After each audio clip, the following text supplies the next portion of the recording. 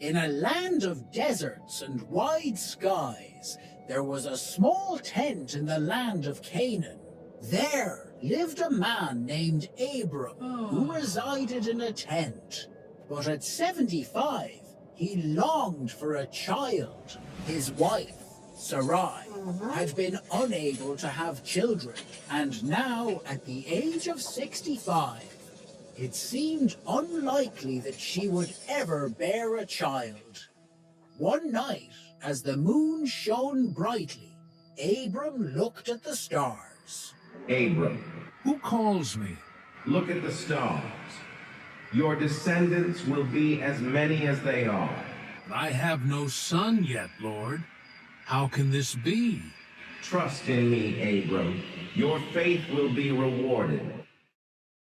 God had made a promise to Abram that he would be the father of many nations. But as the years went by, Sarai remained childless.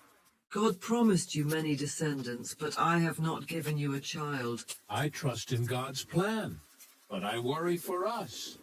Feeling desperate, Sarai thought of a plan. She believed that if she could not have a child, perhaps her maidservant, Hagar, could bear a child for Abram. I want you to take Hagar as your wife. She can have a child for us.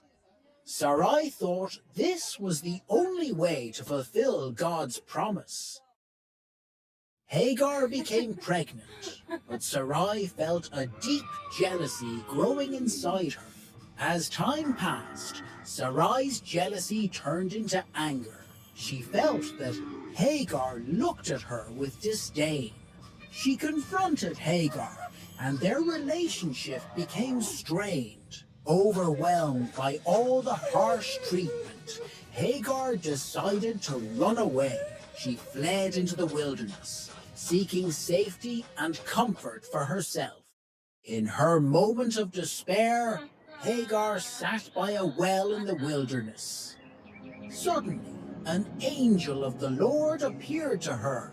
The angel brought her comfort and told her that God had heard her cries.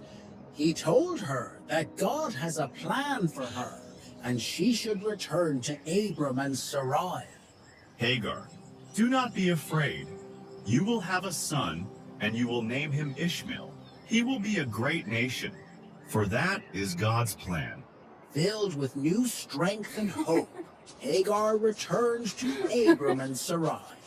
By the way, if you find any of these videos interesting or enjoyable, please consider subscribing. These take a long time to make, and it really helps out. After many years, God appeared to Abram at the age of 99. I am God Almighty. Walk before me and be blameless.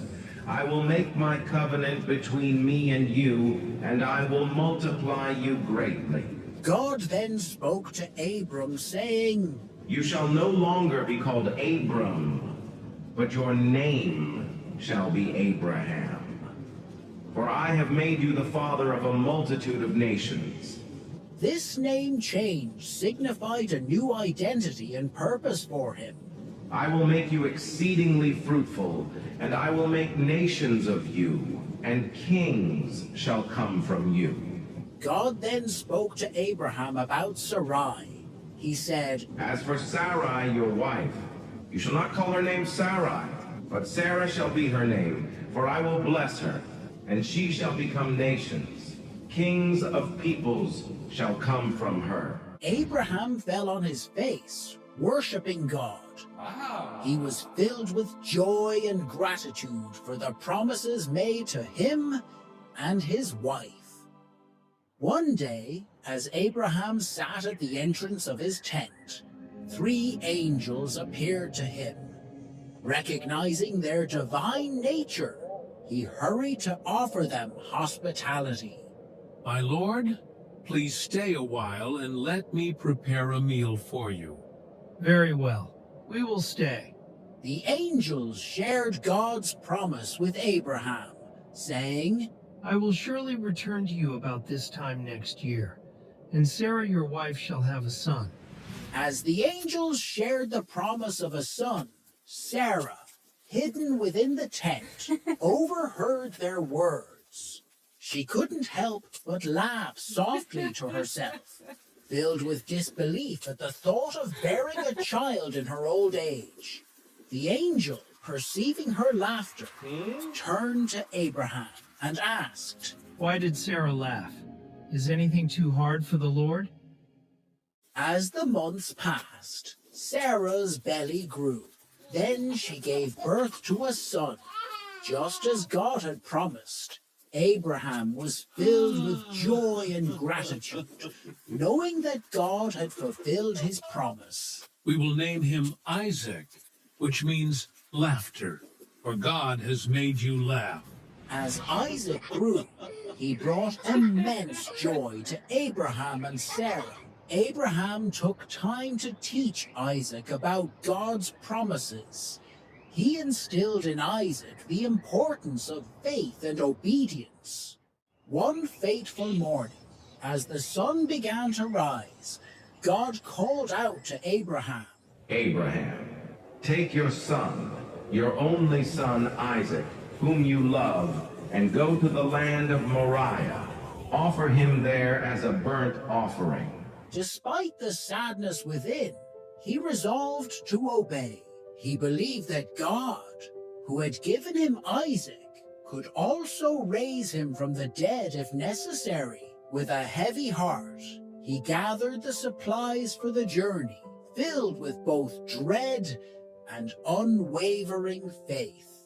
As they journeyed together, Isaac, unaware of the true purpose of their journey, asked, Father, where is the lamb for the offering?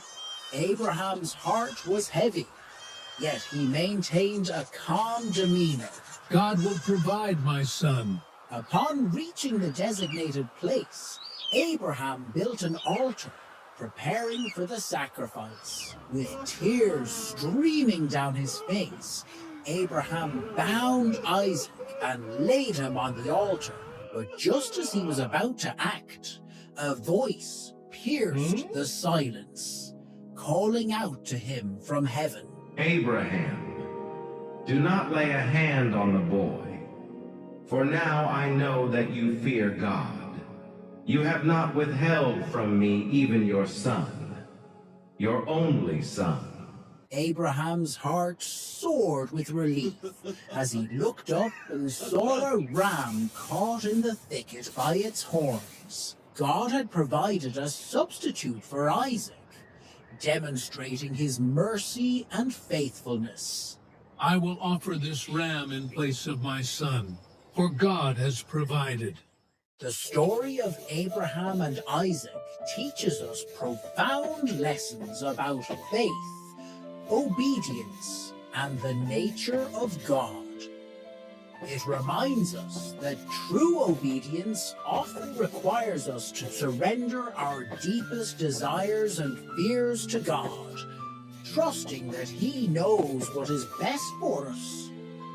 Abraham's willingness to sacrifice Isaac illustrates the depth of his faith, a faith that would be rewarded and remembered for generations. If you haven't subscribed yet, please don't forget to do so. It really helps us continue providing you with amazing videos like this.